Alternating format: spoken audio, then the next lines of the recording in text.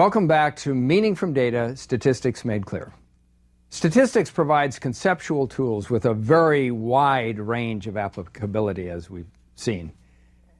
And often statistical reasoning can contribute to decisive arguments in matters that seem very difficult to resolve, and even issues that don't appear to have any statistical component to them at all.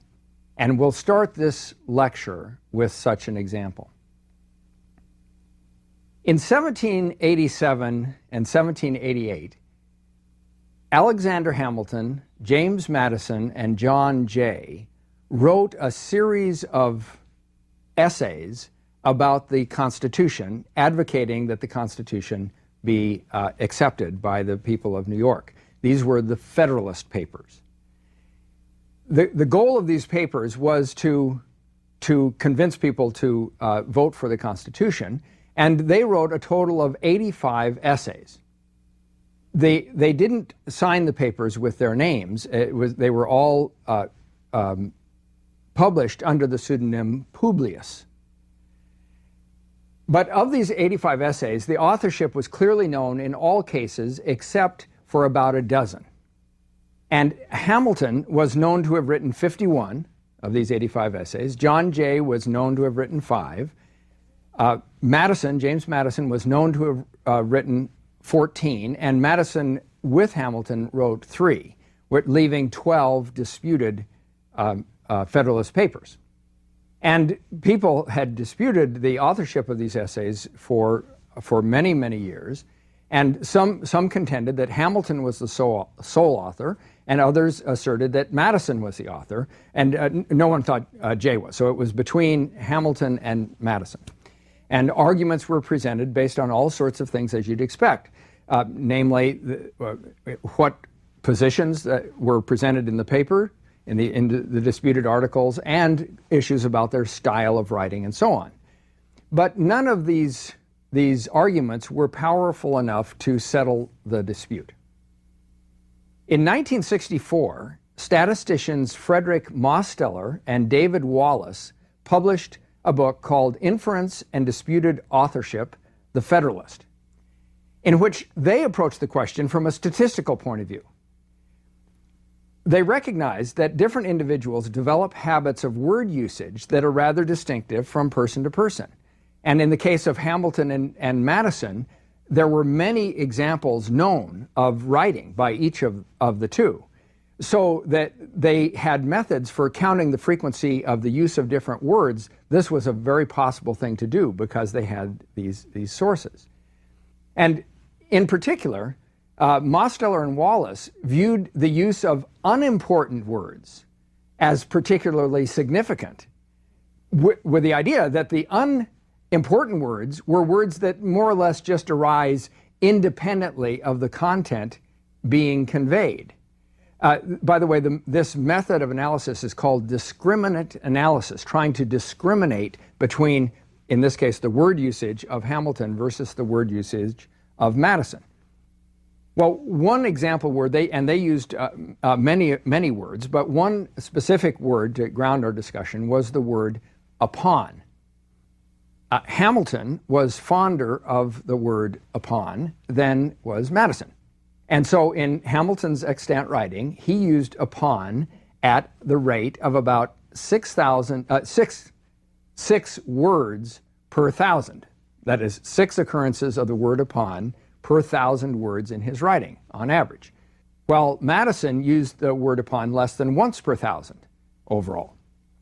So by looking at the actual Federalist Papers in question, the ones of disputed authorship, several such words were analyzed, and the relative frequency of the use of those words by Hamilton versus Madison in the previous known writing versus the unknown writing, though that kind of analysis was used to try to distinguish the authors. And the evidence and the reasoning from it are rather persuasive. But I wanted to demonstrate how this was done by actually looking at the Federalist Papers. So these 2 volumes here comprise the Federalist Papers and some others, and I wanted to just read you some excerpts from some of this writing. So This first excerpt will be from Federalist essay number 23, which is definitely by Alexander Hamilton. And on this page, there are three occurrences of the word upon, and I'll just read some of these sentences. It says, "It rests upon axioms as simple as they are universal. The means ought to be proportioned to the end," and so on. Later on the page, he says, "As their requisitions are made constitutionally binding upon the states, who are in fact under the solemn obligations to furnish the supplies," and so on. And finally, here at the end, a third instance, that if we are in earnest about giving the Union energy and duration, we must abandon the vain project of legislating upon the states in their collective capacities. So he used the word upon several times. And if you notice in the use of this word, in many instances, he might have chosen to use the word just on.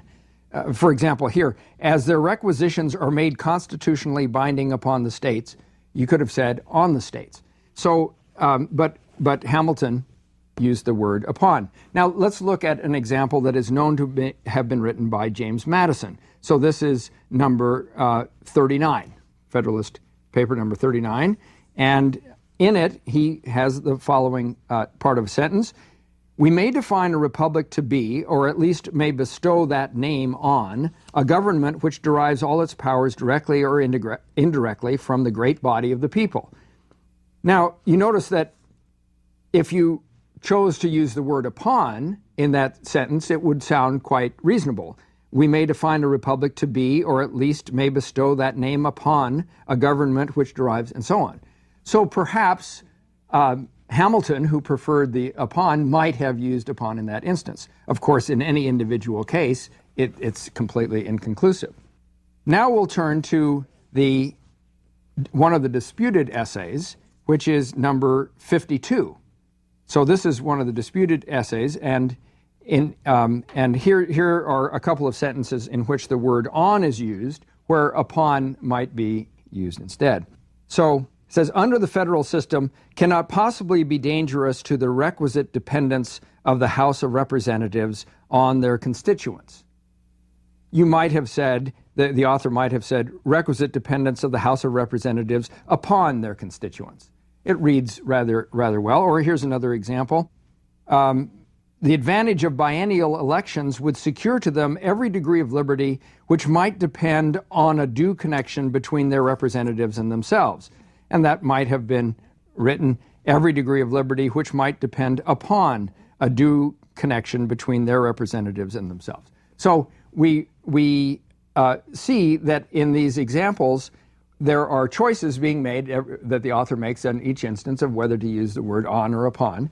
And Hamilton more frequently used the word upon than Madison did.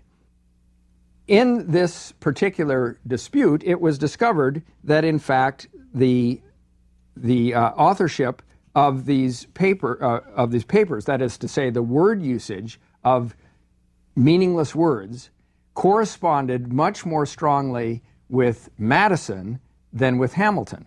So this was strong evidence from which it was rather persuasively concluded that, in fact, that the disputed Federalist Papers, all of them, were written by Madison. So this is an example in which we have an arena in which it's not clear that statistical evidence would be pertinent whatsoever. Well, here's another example of the kind of analysis about authorship. This is a paper entitled, "Did Shakespeare Write a Newly Discovered Poem?" by two statisticians.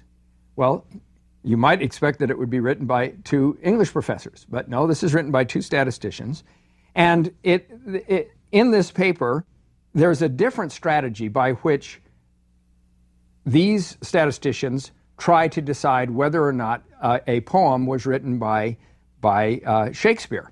And the method that they use in this case is the method of looking for unusual words.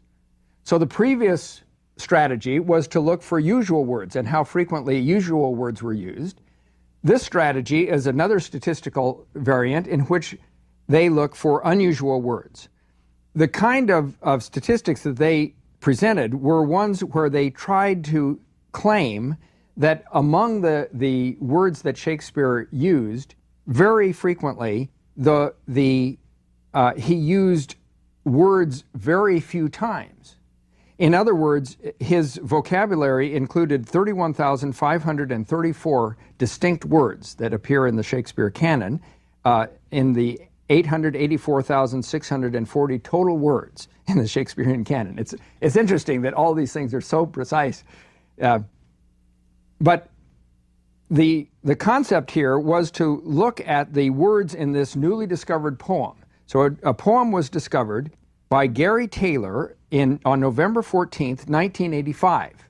And the question was whether this Taylor poem, as it's come to be known, was or was not written by Shakespeare. And it had 429 total words, and the issue was how to distinguish whether or not this could be ruled out as a Shakespeare poem. It's more ruling out than making it than asserting that it was in fact written by Shakespeare. This is the basis on which this analysis is done. They discovered that unusual words are very common for Shakespeare. 2/3 of the 31,534 distinct words occur 3 or fewer times in the entire Shakespearean canon. The effect of this is that you expect, even in relatively small samples of works from Shakespeare, you expect words that do not appear in the rest of the canon. So, in this poem of 429 words, there's an expectation, and these statisticians develop a model where there's an expectation of how many words that they would expect to be new, words that did not appear elsewhere in the canon. And in fact, there were 9 new words that appeared in this poem, and they are admirations, besoughts, exiles, inflection, joying, scanty, spec, tormentor, and explain. Those words occurred nowhere else in the canon. It's sort of surprising. Now, by the way, a variation on a word counts as a different word in this counting. So, for example, admirations counts, although the word admiration appears 14 times in the rest of the canon.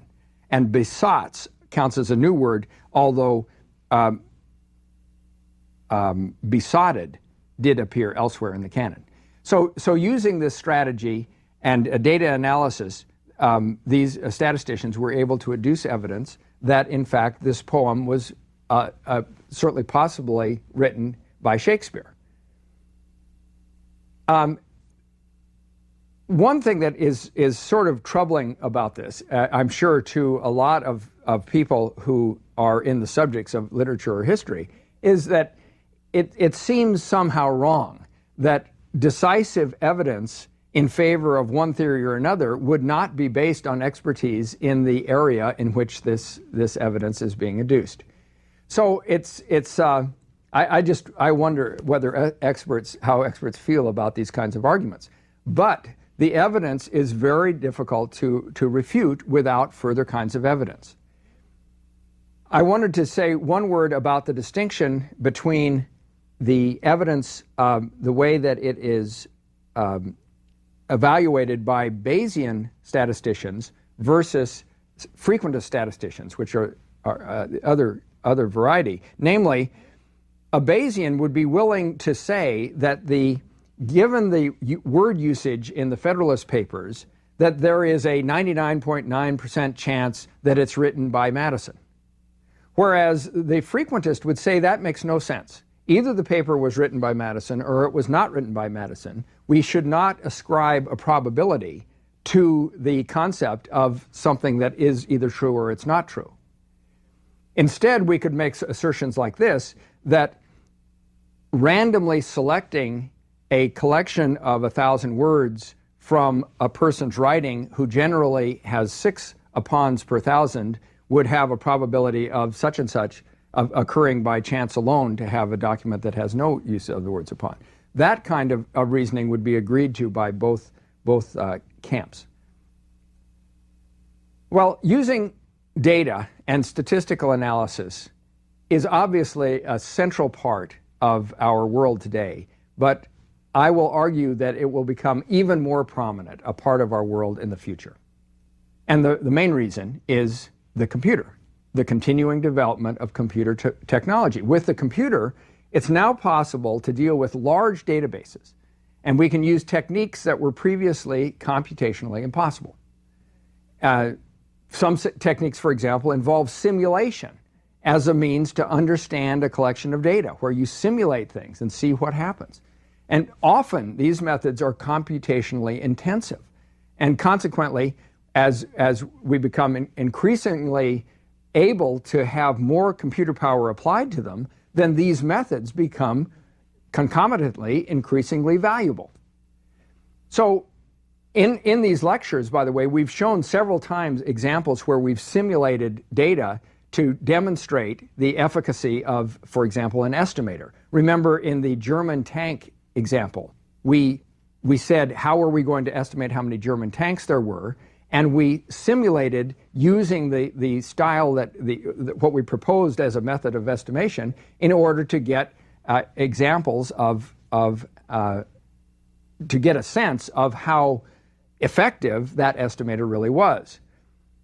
There are methods called the Monte Carlo method, which involves Monte Carlo referring to the gambling place of using random processes by a computer to determine very specific things. For example, you can randomly think about simulating throwing a needle on a floor in a method doing millions of times in order to determine the value of the constant pi.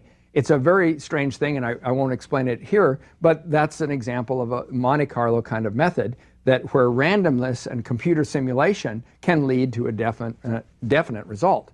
And at home, you can now do amazing statistical analyses completely instantly, essentially instantly. You can perform things on your desktop, statistical experiments that would make any early 20th century statistician like Fisher just drool. They had to do these elaborate computations, and early textbooks on statistics would emphasize methods for reducing computation because that was one of the obstacles to applying the logic of statistics to real situations. Now, of course, those kinds of techniques are not so important. But in this final lecture, I'd like to make some observations about the statistical enterprise altogether. So first, there's often a difference between statistical knowledge and understanding based on deeper principles. So we saw this example when we discussed the difference between Kepler and Newton in their relationship to the elliptical orbit of planets. Kepler was doing a statistical model fitting technique. That is, he had data and found that an ellipse fit the data quite well. Newton, on the other hand, had a theoretical concept about a law of physics from which elliptical orbits followed as a required consequence.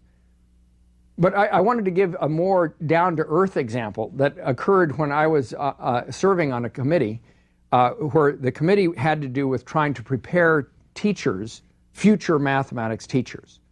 And one of the members of this committee came into one of the meetings and said, well, I went to a 6th grade mathematics class where they were preparing students to take one of these assessment tests that you know are so prevalent now, these high-stakes assessment tests, which they take very seriously, the preparation for these tests. And the woman on the committee explained what the teacher had done. She said, the teacher was telling the students how to do well on these multiple choice tests, and this is what they explained. She said, she told the students to read the question. If it's a word problem, to read the word problem, that's what they're talking about, word problems. Read the word problem, and to look for the numerals, the numbers. And then look at the word that's right after each of the numbers. And if the word after each number is the same word, Then you add or subtract the numbers and look in the multiple choice answers to see if any of them occurs. Whereas if the word following the numbers is a different word, then you multiply or divide the numbers in order to, and then see if in the multiple choice answers is the answer. So this was what was being taught as a way to succeed. And think about it. And I thought, this is crazy. Well, actually it works, because look at the following kinds of word problems. If you have 7 books on a shelf and 8 books on another shelf, then you add them up to see how many books you have altogether. Whereas if it says you have 7 books on a shelf and you have 5 shelves, then you multiply them to get the right answer, 35 books. So it's a heuristic. It's a statistical method by which to come to the conclusion of passing the test. But this is such a clear example of a misuse of statistical methods. Obviously, the goal of the test is to ascertain some quality that is now being perverted by teaching people how to, so to speak, get around the actual goal of this test. Well, okay, so another common misuse of statistics involves the blind application of statistical tests. I think it's fair to say that statistics is used more than it's understood. Statistics provides a whole collection of methods to analyze data and methods to adduce evidence for various possible inferences from data. But we need to understand the mathematical and the probabilistic logic behind the statistical techniques. If we do, we can be very clear about what the particular statistical test or statistical statement means, and also what it does not mean. If we attempt to reduce the discussion to some sort of formulaic adherence to following tests, it's extremely likely that we're going to get misleading results or often nonsensical arguments. And we saw that taking the, for example, if we just thought about taking averages, if we took the mean of the wealth of all the graduates of Lakeside School, it gave us a very dubious picture of when every person got millions of dollars. That kind of thing is just a blind application of something. I asked a friend of mine who is a professor of microbiology, how is statistics actually used, in your laboratory? And she said, well, I'll tell you how my graduate students use statistics. They gather data, they enter it into Excel, and then they apply every statistics test in Excel, and if any of them comes out with a p-value less than 0.05, they declare that to be victory and report the result. We've seen over and over again, statistical reasoning is sufficiently subtle and sufficiently prone to these counterintuitive examples, we've seen them throughout this course, that actually understanding the underlying logic is absolutely necessary in order to have confidence in the result. And we've seen this example, choosing a good hospital. We saw that you had to think more deeply than just the first statistics, or we saw in the law lecture evaluating the evidence against this cabbie who may have been driving a blue or a green cab. Remember that we had to look more deeply in order to see what the implications of the evidence really were. So one of the basic strategies of statistical inference, you recall, is the logic of hypothesis testing. And remember, this is familiar to us since it's really like our judicial system. We're to assume the person is innocent until the evidence tells us otherwise. That is, in hypothesis testing, we suppose hypothetically that the world is such and such a way, and then we determine whether it would be a rare event to find the data that we actually find. Remember, that was the strategy of hypothesis testing. But hypothesis testing has issues of its own. For example, the arbitrariness of the level of rarity that we deem statistically significant. How rare is rare? So this, and there are other issues that are real issues, they have to be understood in the context of each application that we try. Anybody who blindly asserts that if you get a p-value of 0.049, which is less than this threshold of 0.05, that means it's a better result. If you say, okay, you get a p-value of 0.049, and that implies that the evidence is statistically significant, and therefore the null hypothesis is false. Whereas, if the outcome gives a p-value of 0.051, the person tells us that the null hypothesis is true, that person just doesn't understand the reasoning behind the hypothesis test and the probabilistic nature of the appropriate conclusions from statistical inferences. The Bayesian strategy of updating an a priori concept of probability of the world, or viewing the world as something that we don't know, and that each part of it has a probability that needs to be updated as we gather more evidence. This, in some sense, gives a more continuous way of interpreting data, and some people find it very persuasive. Well, the persuasive strength of a statistical argument requires a clear understanding of the statistical reasoning, of the context of the situation, and the details about the study or the data that all allow us to interpret the meaning of the statistical data and arguments with conviction. Unless we really have a high confidence that a survey, for example, was conducted appropriately, that the questions weren't slanted, that the sample wasn't biased, that the interpretation of the answers actually did capture the issue that we were truly interested in, then the statistical result it's a piece of evidence, all right, but it may not be as strong as reported. And we saw this example in the Literary Digest poll for the presidency of 1936, and maybe even more startlingly in the Ann Landers example. Those were cases where completely inappropriate conclusions seem to come from a kind of a survey. So good statistical results and inferences are far superior to anecdotal evidence on an issue. That's true, but we need to be critical consumers of statistical evidence. So in a fundamental sense, statistical knowledge is by its very nature an admission of ignorance. If we knew all the factors that create happiness, we wouldn't have statistical studies that assert that 50% of people with this characteristic have this result. In such a statement, what it means is that we don't have the whole story yet. We're not able to say that if we do this and we do that and we do the other thing, then the economy will definitely get better. Instead, we assert that the probability of its becoming better will increase. Statistics, it's an admission of ignorance. And it's extremely useful in dealing with that basic reality of our ignorance, but expecting surety from statistical results just is a misunderstanding of the fundamental nature of the probabilistic processes with which statistical methods are all involved. Often when we know something statistically, that knowledge actually gives us two pieces of information. One is the indication of reality given by the statistics, and the second is an indication of what questions we need to ask to gain a deeper understanding of what's going on.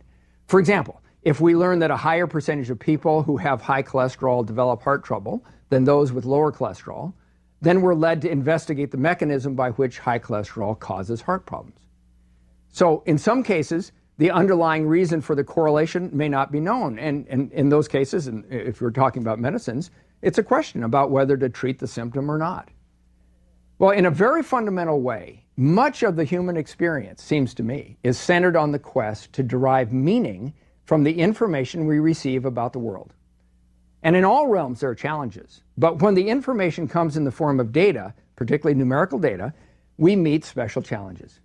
So statistics is a collection of profoundly powerful methods for understanding our world with more detail and more meaning. We've seen statistics as having two parts. There's first organizing, describing, and summarizing a collection of data when we know all the data. And second, inferring information about the whole population when we have data only about a sample of the population. So the guiding themes of describing all the data on the one hand and making statistical inferences on the other give us the framework on which the whole of statistics is built. Statistical methods help us to put structure on complex collections of information. And we've seen how to think about the whole distribution of data rather than being content with one number summaries like the mean. And we've developed strategies by which we can reasonably infer consequences from statistical and probabilistic situations. The goal here is to answer the questions, how close and how confident? How close is our estimate of an unknown feature of the population? And how confident are we that that estimate is in fact close? Statistics is really a powerful tool to help us understand the world. In fact, it's so powerful that I think we should end the course with a statistic about statistics itself. And that is that among people who learn something about statistics, 100% appreciate our world with more clarity. It's been my privilege and my pleasure to deliver these lectures. I feel honored that you've listened. Thank you. Bye for now.